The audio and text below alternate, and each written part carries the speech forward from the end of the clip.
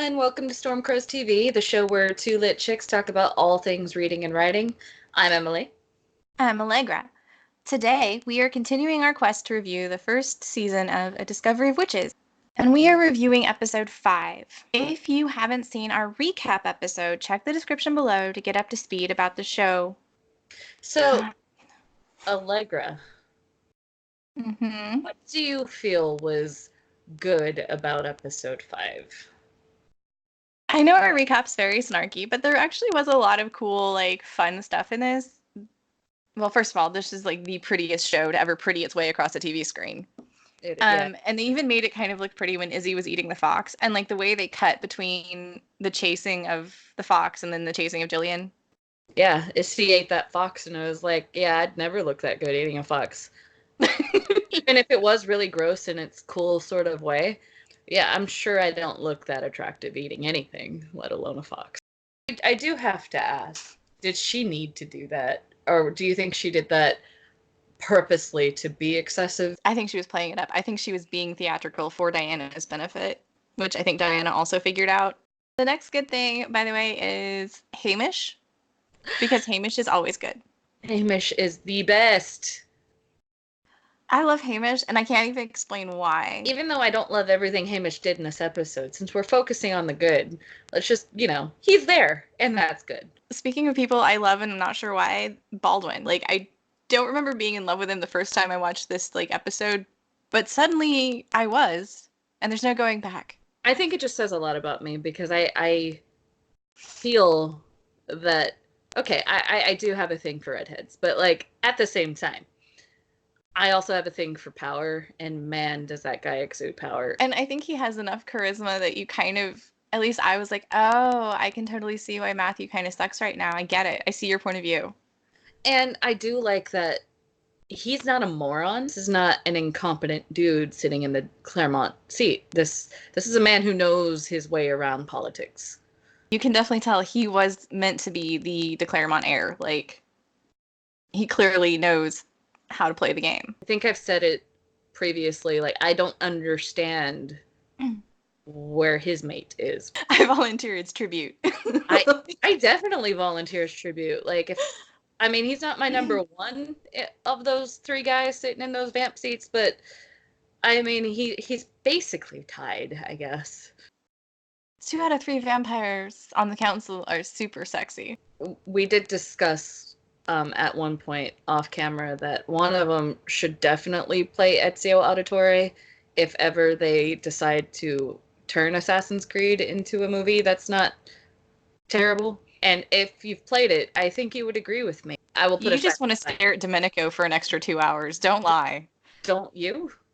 Oh yeah. And I know you're not a gamer to the same extent that I am. So I shall show you side-by-side comparison of what Ezio looks like and what the guy who plays Domenico looks like, because it's actually kind of uncanny. But yeah, so that was way off topic. I did warn you in episode 1 we would get tangential, but I'm very passionate about this cause now. And if any of you listening are, as passionate as I am, let's get this going. Start the movement. I would be very, very pleased and tickled.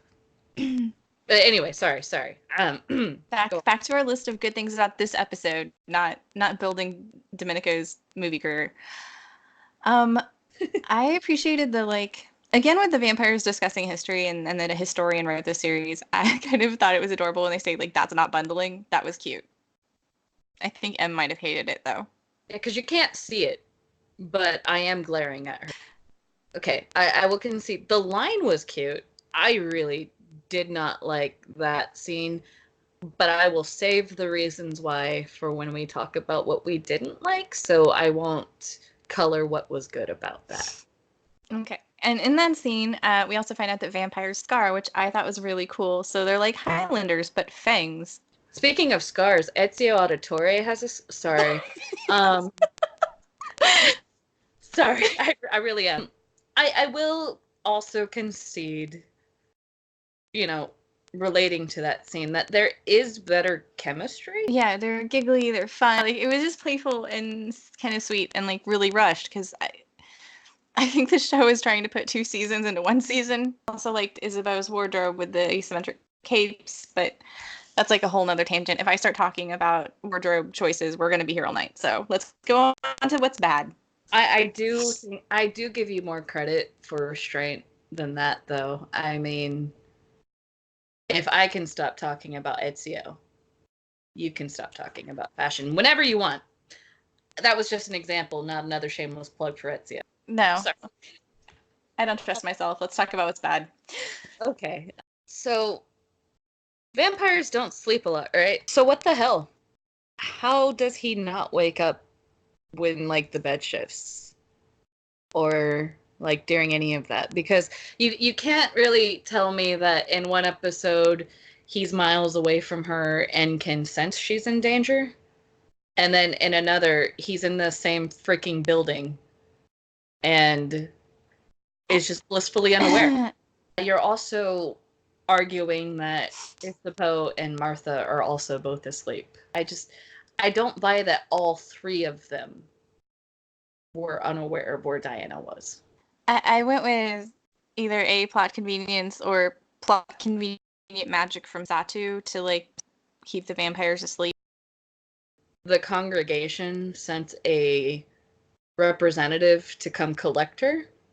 You would think that not just Matthew, but, like, Diana herself would maybe be more cautious about going off alone. And there's also no assurance that Baldwin wouldn't show up and grab her.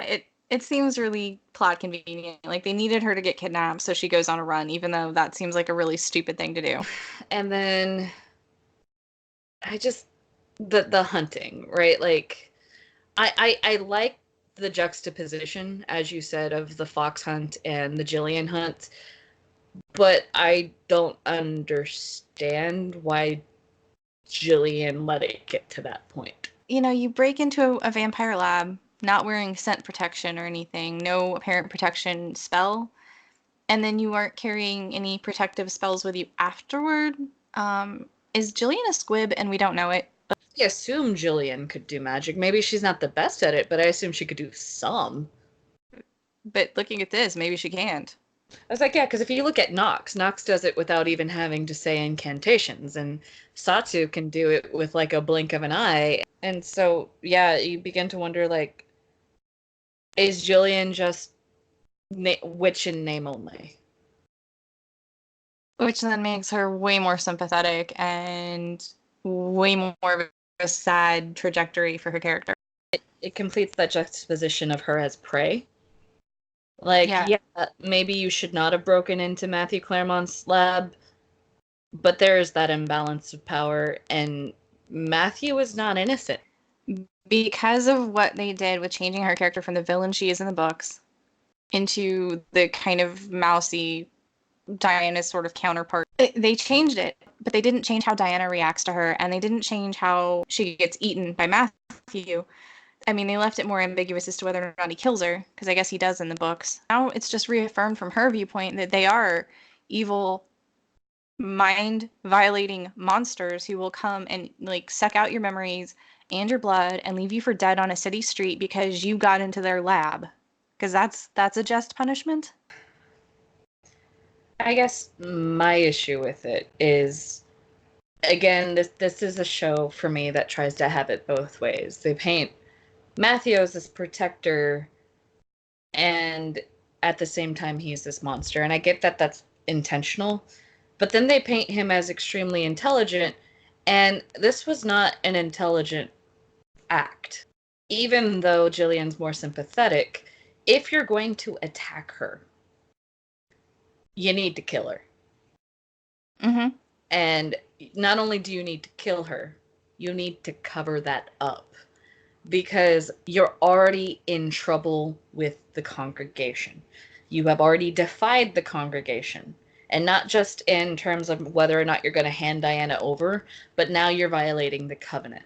So you're already in deep, and when your brother's in charge of the congregation, that's not a good place to be for your family, not just yourself.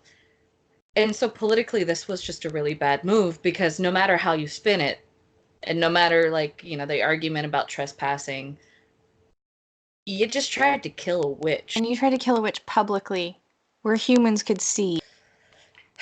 You know I loved Matthew in the first few episodes. He's not the same character anymore.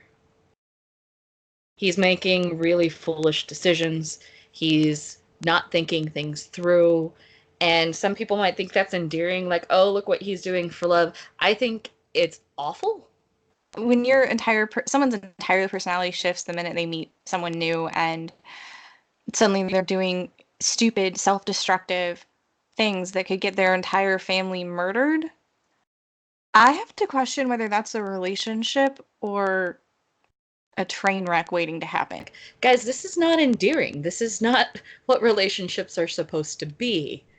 And I guess my issue is, if that were the point and we were being sold an unhealthy relationship, I'd get behind it, because I do understand that not all fiction is beautiful and fun and happy, but that's not what this is. That this has all the same problems that Twilight had.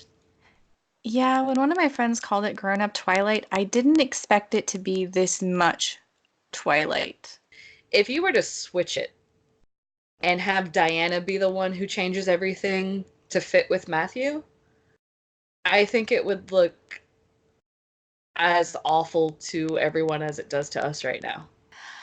I have a lot of reservations. Like, I get that they're not human, and I get that Matthew is a vampire and bestial nature or whatever, but he's tearing everything up. But what is she putting on the line for him? Nothing. And because of that, it's beautiful. But again, if it were reversed, it would be, well, why does the woman have to do that? I really hoped that Hamish would have talked sense into him when everyone else around him's doing it. Like, Marcus is saying the family's going to go down for this, and Miriam's obviously extremely concerned, and your mother has warned you, and Baldwin's clearly against it. Like, everyone that you call family is against it, and it's canon at this point that you value your family. Like, you mourned your dad, you still are sad about his death. The sister, you're obviously very sad that she died, but now you're risking their lives. So it's counter to who you are. And so why would Hamish be the one to be like, oh yeah, dude, go for her? Like, I love Hamish, but I don't know why he did that, especially since it's such a far cry from the rainy car scene where he says, you need to think this through, don't do this. A bad thing for me was the ham-fisted foreshadowing plot points with Izzy and Diana. Like, I mean, as soon as she made that speech, even the first time I watched the show, I was like, oh, yeah, okay. Before I read any book or fandom thing, all those timers are going to happen. Like, she's going to end up with Matthew happily ever after, and they're going to have a kid, and she's going to be immortal. Yeah, on the bright side, at least the chemistry is there now. Yes. Even though I have some issues with that scene, in that, like, I understand that the book might be explaining it better, but, going with this vein of Matthew's actually bewitched and not really in love with Diana, or I had no choice about falling in love with Diana. For me, that scene was just more glaring proof, because she gets pleasured, and he's been done. How am I not supposed to see this as a one-sided, selfish sort of love? Because now it's been put in front of me in a physical way that Diana reaps the benefits of this relationship, both emotionally, practically, and now physically. I feel like in trying to cram so much stuff into 8 episodes, they must have left a lot of material on the cutting room floor, because really we needed a conversation about like the differences between vampire sex and normal sex, maybe, or something. Like, I don't know, but I feel like there's something that we're not getting, and because we didn't get it, it just comes off as, well, this is all one-sided. Everything is one-sided. Yeah. Maybe it's like a Twilight situation. We're just supposed to assume that Edward wants to wait till, Matthew wants to wait till marriage. Though, yeah, I don't get it. I'm gonna say it, and you're gonna hate me, and so might some people, but Bella Swan was more likable at this point.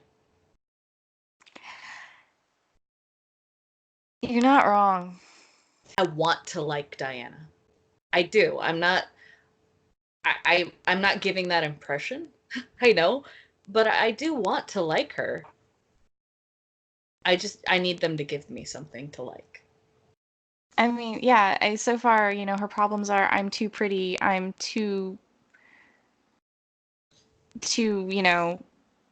good at my job, I'm too smart, I'm, like, they're all good things. Like, she's kind of bad at magic, but oh no, it turns out she's just so good at magic, and she has all of the magics. And where's her struggle? Like, where are her consequences? That I think we can talk about in more depth with episode 6. Especially, oh yeah, episode 6 will have a lot more of that problem. If you have any comments or, would like to rebut or add anything to any of our observations, feel free. We would love to hear from you guys. But yeah, like and subscribe. Follow us on Twitter and Instagram. Finally got one of those. Allegra's been much better with that than me.